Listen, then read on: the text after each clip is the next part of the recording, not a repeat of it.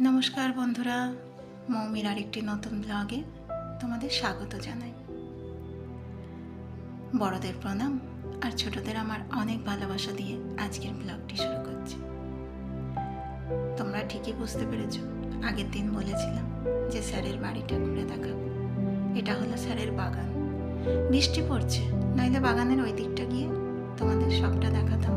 ওই দিকটা খুব সুন্দর করে সাজানো, কিন্তু যেতে পারছি না, ওই যে ওর বাবা গিয়ে দাঁড়িয়ে আছে। আর এটা হলো স্যারের বাড়ি। চলো বাড়ির ভিতরে তোমাদের নিয়ে যাও।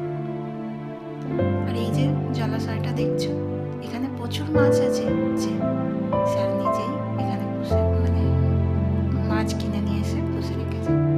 আর এই যে স্যার এখন দুর্বল, বিশ্রামে রয়েছে, আমাদের সঙ্গে কথা বলছেন। আর দেওয়াল জুড়ে ওনার অনেক আঁকা ছবি, সব স্মৃতির মধ্যে রেখে দিয়েছে। আরেকটা জিনিস দেখো, আঙুর গাছের একটা ডাল ঘরের ভিতরে প্রবেশ করেছে, এত বড় হয়ে গেছে ডালটা।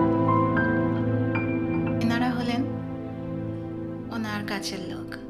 এনারা সবাই মিলে ওনাকে দেখাশোনা করছেন এখন, উনি অসুস্থ বলে। এনাদের নিয়েই ওনার পরিবার, কারণ স্যারের স্ত্রী উনি তো নেই, মারা গেছেন। ওনার দিদি দেখাশোনা করেন, ওই যে দিদি ছিলেন বসে, উনি হলেন স্যারের দিদি। স্যারকে দেখাশোনা করেন, স্যারের সঙ্গে থাকেন সবসময়, আর এনারা থাকেন সবসময়। এই যে একসাথে কথা বলছে, আমরা একসঙ্গে চা খেলাম। আর একটু বাড়িটা দেখাই। ইনি হলেন স্যারের স্ত্রী। ওনার সমস্ত ব্যবহার করা জিনিস কত সুন্দর যত্ন সহকারে স্যার সাজিয়ে রেখেছেন।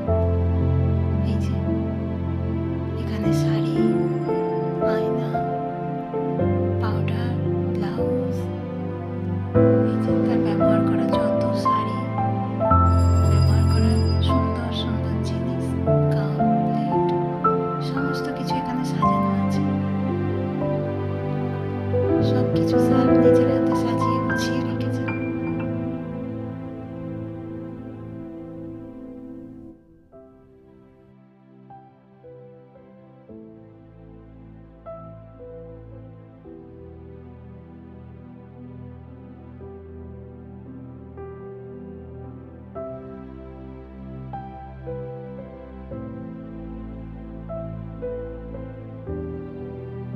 আর উনি দেখুন আজকে আমাকে এই উপহারটা দিয়েছে, আমার গাছ পছন্দ বলে। এই যে রুট প্রসেসিং করেছিলাম, এই গাছটা আমাকে দিয়েছে। কত বড় বড় শিকড় হয়েছে, এটা বাড়ি নিয়ে গিয়ে বসিয়ে দেব। খুব সুন্দর গাছটা। আজকে ব্লগটি এই পর্যন্তই। তোমাদের কেমন লাগলো অবশ্যই